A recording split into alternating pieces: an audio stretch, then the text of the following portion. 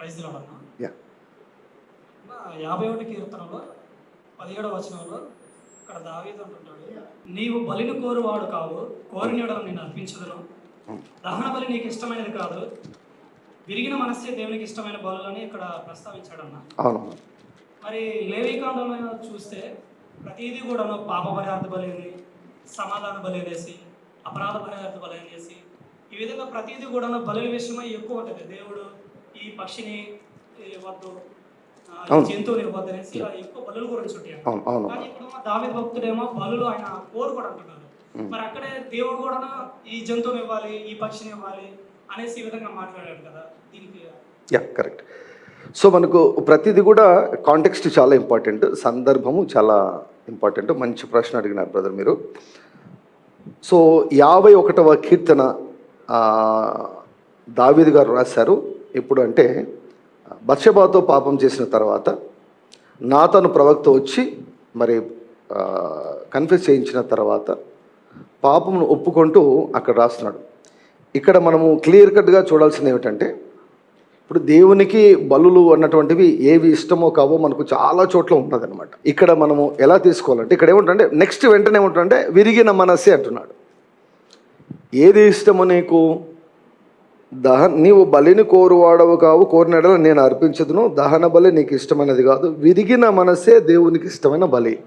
ఇక్కడ దావీదు గారు మాట్లాడుతున్నటువంటిది ఏంటంటే పశ్చాత్తాపం పొందినటువంటి మనస్సు.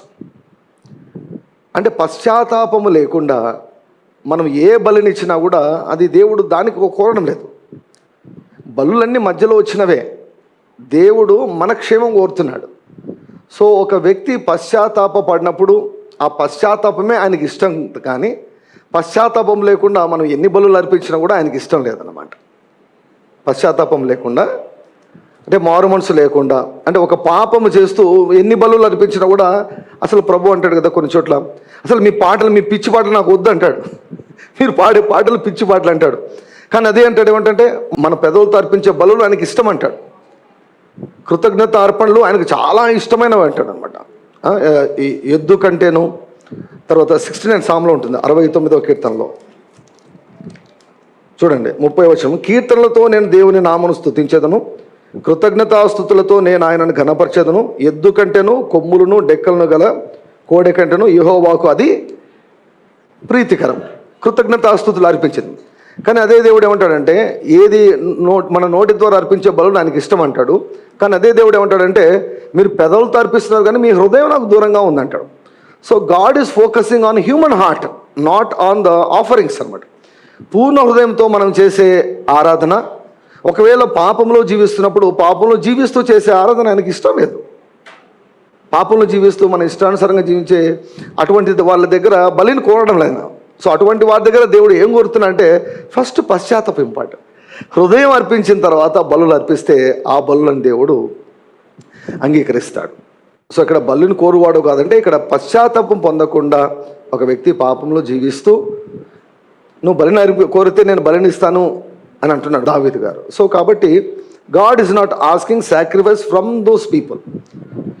ఈ పాపము చేసి పాపంలో జీవించే వారి దగ్గర నుంచి దేవుడు అసలు అడగడం లేదన్నమాట. అందుకే we need to be very very careful.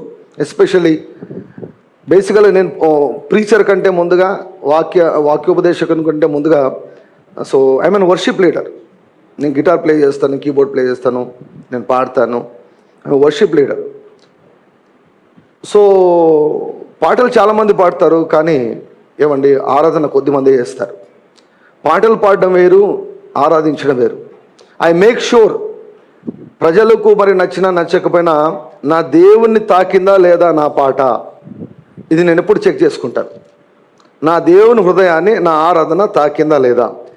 మన ఆరాధన దేవుని హృదయాన్ని తాకిందంటే అక్కడ నుంచి ఖచ్చితంగా రెస్పాన్స్ ఉంటుంది. నోవాహు గారు బలి అర్పించారు. ఆ బలి ఆయనకి ఇంపైన సువాసనగా ఆయన ఆగ్రహించారు. వెంటనే రెస్పాన్స్ ఇచ్చాడు దేవుడు. When God is touched by our praise and worship, he immediately gives response. So I always, నేను పర్సనల్గా నేను ఎప్పుడు కూడా ప్రభువా, నేను మాట్లాడే ప్రతి మాట, నేను పాడే ప్రతి పాట, నా సంగీతము, ఇవన్నీ కూడా నీకు నచ్చాలయ్యా. ఫస్ట్ నీకు నచ్చాలయ్యా. ఒకసారి ఒక వ్యక్తి కొత్తగా మా సంఘానికి వచ్చాడు అనమాట. కొత్తగా మా సంఘానికి వచ్చాడు. వచ్చి చర్చికి వచ్చినప్పుడు ఆయన అంటే అంతకుముందు వేరే చర్చెస్ ఏవో చాలా చర్చెస్ తిరిగాడంట. మా చర్చికి వచ్చాడు. ముస్లిం కన్వర్ట్ అనమాట. వచ్చినప్పుడు ఏందంతా ఇట్లా ఉంది, ఇదంతా అంతా కొంచెం ఎక్కువ నాయిసీగా ఉంది, శబ్దాలు ఉన్నాయి, చాలా డీసెంట్గా ఉండాలి కదా, ఏంటి ఇట్లా ఉంది అని అన్నాడు. అంటే అతన్ని పిలుచుకొని వచ్చినటువంటి వారు అన్నారంట, జస్ట్ కొన్ని వారాలు అటెండ్ కానీ మీకు అన్నీ అర్థమవుతాయి. జస్ట్ ఫ్యూ వీక్స్ అటెండ్ అయిన తర్వాత ఆయనకు వచ్చినటువంటి రెస్పాన్స్ ఏమిటంటే, నిజంగా స్తుతి ఆరాధన అంటే ఇలాగనే ఉండాలి. ఎప్పుడు కూడా స్తుతి ఆరాధన మనం చేస్తాం, దానికి ఖచ్చితంగా దేవుని నుంచి రెస్పాన్స్ వస్తుంది. In the form of the presence of God, దేవుని యొక్క సన్నిధి ద్వారా కావచ్చు, దేవుని యొక్క ఆత్మ కుమ్మరింపు కావచ్చు, అక్కడ మిరకిల్స్ జరుగుతాయి, అద్భుతాలు జరుగుతాయి, దర్శనాలు కనిపిస్తాయి, ఆ సన్నిధి వస్తుంది, ఆ స్టిల్నెస్, దేవుని యొక్క సన్నిధి వస్తుంది. సో ఖచ్చితంగా అక్కడ నుంచి మనకు రెస్పాన్స్ వస్తుంది అనమాట. సో హృదయం అన్నటువంటిది చాలా ఇంపార్టెంట్. ఇక్కడ దావీదు గారు ఏమంటున్నారంటే, హృదయం మారు మనసు లేకుండా ఎన్ని బలులు అర్పించిన వేస్ట్, ప్లస్ అటువంటి వారి దగ్గర నువ్వు బలిని కోరడం లేదు, అయితే మారు మనసు పొందినప్పుడు అదే ఆయనకి ఇష్టమైనటువంటి మన జీవితమే ఒక సజీవ యాగంగా, ఒక బలిగా అవుతుందని నేను అనుకుంటున్నాను.